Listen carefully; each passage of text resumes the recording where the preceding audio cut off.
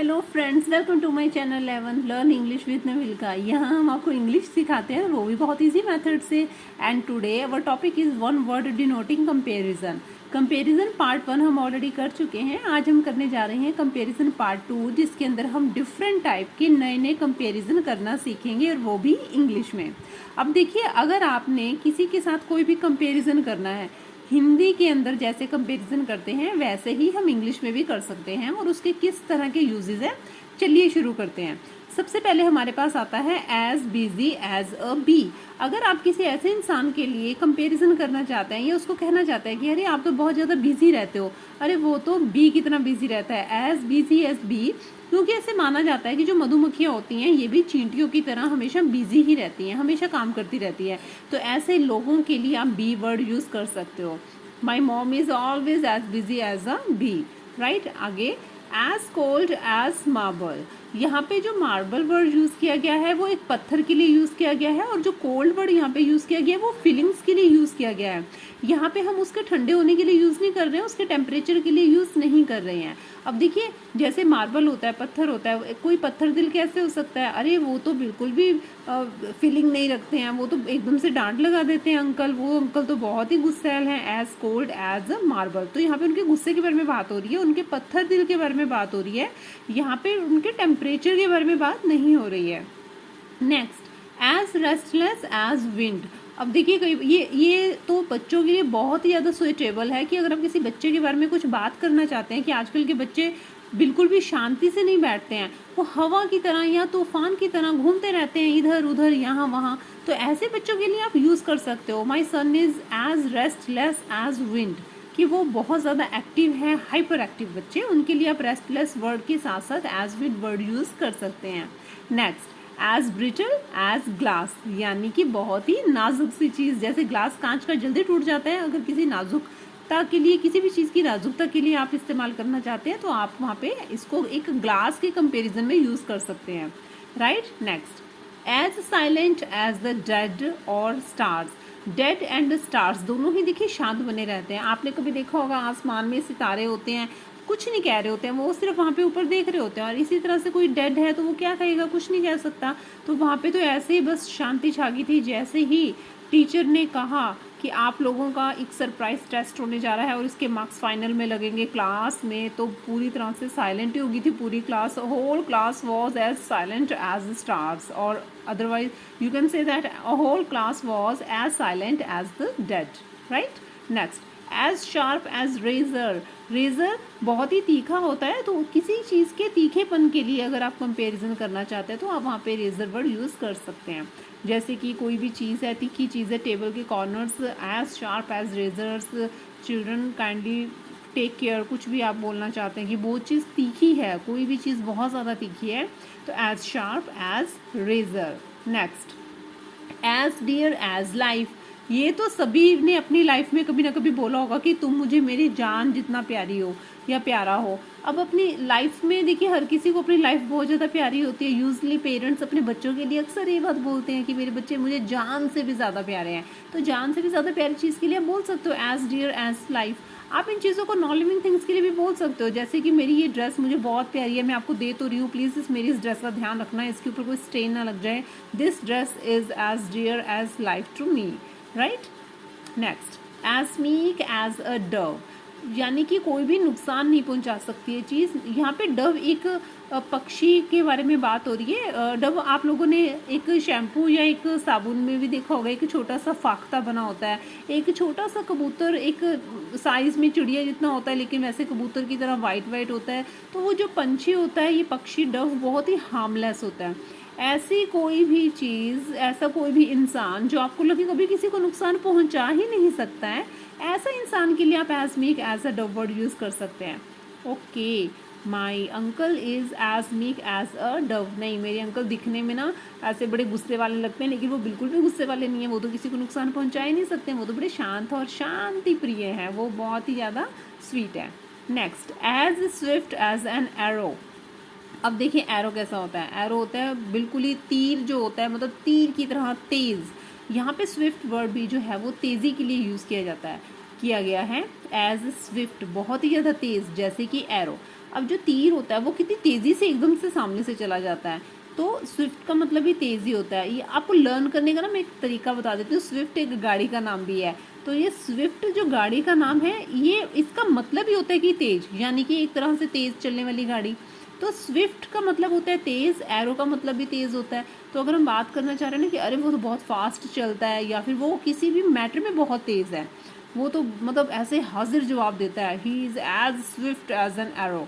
अरे वो तो बहुत तेज़ चलता है, चलने में बहुत तेज़ है, बात करने में बड़ा तेज़ है, उसके हाव भाव बड़े तेज़ हैं, किसी भी तरह की स्मार्टनेस या तेज़ी दिखाने के लिए as swift as an arrow. अरे वो तो बड़ा फास्ट काम करता है, तीर की तरह काम करता है, right. As uncertain as the weather. अब वेदर का सबको पता है कि कुछ जगह का वेदर ऐसा होता है कि वो बिल्कुल अनसर्टेन होता है। आपको आप नहीं बता सकते ना कि अभी थोड़ी देर में मौसम कैसा है, या अभी बारिश हो जाएगी या कुछ ऐसा। नो डाउट अकॉर्डिंग टू हमारी जो एटमोसफेयर होता है, हमें कुछ कुछ पता होता है कि अभी सर्दियाँ आ रही हैं या गर्मियाँ आ रही हैं, लेकिन कुछ जगह का मौसम बहुत ज़्यादा अनसर्टेन होता है। ऐसी जगह के लिए आप यूज़ कर सकते हो as uncertain as the weather. ये हमने यूज़ किसके लिए करना है, किसी के बिहेवियर के लिए। जैसे कि हमारे जो मैम हैं, वो कभी तो गुस्सा हो जाते हैं और कभी इतने प्यार से बात करते हैं, अरे उनके तो मूड का पता ही नहीं चलता। My teacher is as uncertain as the weather, right. Next, as fast as light. Light देखिए बहुत तेज़ चलती है। अब लाइट जैसे कि सनलाइट होती है, वो 8 मिनट्स या कुछ मिनट्स में कैसे धरती पर आ जाती है, इतनी तेज़ चलती है। तो इसी तरह से अगर कोई इंसान बहुत ज़्यादा तेज़ तेज़ काम कर रहा है, या फिर जैसे ऊपर वाला हमने किया था as swift as an arrow, तो कोई इंसान बहुत ज़्यादा बात करने में तेज़ है, चलने में तेज़ है, काम करने में तेज़ है, तो आप बोल सकते हो as fast as light. Next, as harmless as dove. जैसे हमने ऊपर किया था as meek as a dove, softness दिखाना चाह रहे हैं किसी के लिए, यहाँ पर भी हम हार्मलेस की जो किसी को नुकसान नहीं पहुँचाने वाला, डव की तरह। Next, as playful as butterfly या फिर किटन। देखिए जो बिल्ली का बच्चा होता है उसको हम किटन बोलते हैं, और जो बटरफ्लाई होती है ये भी बड़ी चंचल सी होती है। तो ऐसे जॉयफुल लोगों के लिए आप यूज़ कर सकते हैं ये कंपैरिजन, कि वो तो ना बटरफ्लाई की तरह चंचल है, तितली की तरह चंचल है, या फिर किटन की तरह बड़े प्लेफुल हैं, बड़े जिंदा दिल टाइप के लोग हैं। अरे तुम उनके साथ बिल्कुल भी अनकंफर्टेबल फील नहीं करोगे, वो अंकल या वो आंटी तो बहुत अच्छे हैं। As playful as butterfly, my aunt is as playful as butterfly, उनकी नेचर बहुत अच्छी है। Next, as proud as peacock. जी हाँ, पिकॉक को यहाँ पे गर्व के लिए यूज़ किया जा रहा है कि वो इंसान बड़ा ही गर्वीला है, बड़ा प्राउडी है, उसको बड़ा प्राउड रहता है अपनी चीज़ों के ऊपर। नहीं, उससे बात करके अच्छा नहीं लगता, एक प्राउड सा फील करता है वो। यहाँ पे एक नेगेटिव सेंस में भी यूज़ किया गया है, जबकि कुछ लोग इस इडियम को पॉजिटिव में यूज़ करते हैं।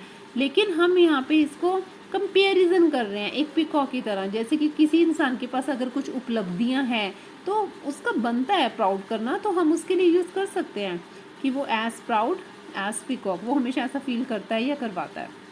As cool as cucumber. अब देखिए यहाँ पर भी कूलनेस की जो बात हो रही है, ये टेम्परेचर के बारे में बात नहीं हो रही है। जैसे ऊपर हमने किया था यहाँ पे एज कोल्ड एज मार्बल, वहाँ पर हमने बिहेवियर को लेके बात की थी, यहाँ पर टेम्परेचर को लेके बात नहीं हो रही है। कोई इंसान दिल से कितना सॉफ्ट है, ये कितना पत्थर दिल है। ठीक इसी तरह से एज कूल एज क्यूकम्बर, यहाँ पर ये जो क्यूकम्बर हमने यूज़ किया है वर्ड, ये खीरा होता है, ये हमने खाने के लिए यहाँ पे यूज़ नहीं कर रहे हैं। हम कर रहे हैं कि किसी इंसान का नेचर बड़ा कूल है, कि अरे वो तो ना हर बात बड़े प्यार से समझाते हैं, वो मतलब कभी गुस्सा ही नहीं करते हैं, गुस्से वाली बात पे भी वो बड़े आराम से रिस्पॉन्स करते हैं। तो ऐसे लोगों के लिए आप यूज़ कर सकते हो एज कूल एज क्यूकम्बर। अरे जो हमारे टीचर है ना, वो मतलब बहुत ही शांत नेचर के हैं, हमारे जो प्रिंसिपल हैं वो बहुत शांत नेचर के हैं, एज कूल एज क्यूकम्बर, ठीक है, इस तरह से। Next, as nervous as mouse. Mouse हमेशा नर्वस रहता है, वो हमेशा इधर उधर दाएं बाएं भागता ही रहता है। अगर उसको सीधा भी जाना है वो सीधा जाएगा, रुकेगा, एकदम से फास्ट जाएगा, एकदम से रुक जाएगा, और फिर एकदम से फिर उसी जगह से वापस आ जाएगा, उसी जगह की तरफ फिर से चला जाएगा। तो इस तरह से जब वो माउस इधर उधर भागता रहता है तो उसकी नर्वसनेस जो होती है। तो आप ये कंपैरिजन कर सकते हैं किसी भी इंसान के लिए। अगर कोई इंसान बहुत ज़्यादा नर्वस रहता है, कभी कुछ कह रहा है कभी कुछ कह रहा है, अरे वो तो बड़े कंफ्यूज रहते हैं। वो तो हमारे नेबर है ना, वो आंटी हैं, वो बहुत कंफ्यूज हैं। वो बस कभी कुछ बोल देते हैं कभी कुछ बोल देते हैं। She is always as nervous as mouse. Next, as old as hills. कोई चीज़ कितनी पुरानी है। अब देखिए जो पहाड़ियाँ होती हैं, ये ऐसा तो है नहीं ना कि आज के आज ही बनी है, आज ही एकदम से कंस्ट्रक्ट कर दी गॉड जी ने। नहीं, ये तो काफ़ी पुरानी होती हैं। तो अगर कोई भी चीज़ है वो बहुत ज़्यादा किसी पुरानेपन के लिए आप बात करना चाह रहे हो, तो आप वहाँ पे बोल सकते हो कि ये तो ना इतना ज़्यादा पुराना है। कई बार ऐसे होता है कि बच्चे मूवीज़ को लेके कंपैरिजन करने लग जाते हैं, अरे इतनी पुरानी मूवी लगा ली है, it is as old as hills. या फिर किसी पर्सन के लिए कि अरे वो अंकल है ना, वो 100 ईयर्स के हो गए हैं, he is as old as hills. या फिर ये चीज़, या ये बिल्डिंग बहुत पुरानी है, ये बिल्डिंग तो पूरी मतलब कि इसको 100 साल हो गए हैं बने हुए, it is as old as hills. तो बहुत ज़्यादा पुरानी चीज़ों के लिए आप बोल सकते हैं। ये आप ह्यूमन बींग्स के लिए भी बोल सकते हो। अगर किसी इंसान के बारे में आप बताना चाहते हो कि कोई बहुत ज़्यादा बूढ़े हैं, बहुत ज़्यादा उम्र हो गई हैं, बुजुर्ग हैं, कोई बहुत लंबी उम्र है उनकी, तो आप बोल सकते हो एज ओल्ड एज हिल्स। अब इसका मतलब ये नहीं है कि उनको हज़ारों साल हो गए, लेकिन it is just for comparison, आप ऐसा बोल सकते हैं। तो इस तरह से इंग्लिश में हमने सीखे हैं कंपेरिजन। नेक्स्ट टाइम जब भी आपको कंपेरिजन करना होगा, you can use these words in your English. आपको आई थिंक ये वीडियो बहुत अच्छी लगी होगी। अगर आपको ये वीडियो अच्छी लगी हो तो आप इस वीडियो को लाइक कीजिए और हमारे चैनल को सब्सक्राइब कीजिए। Thanks for watching.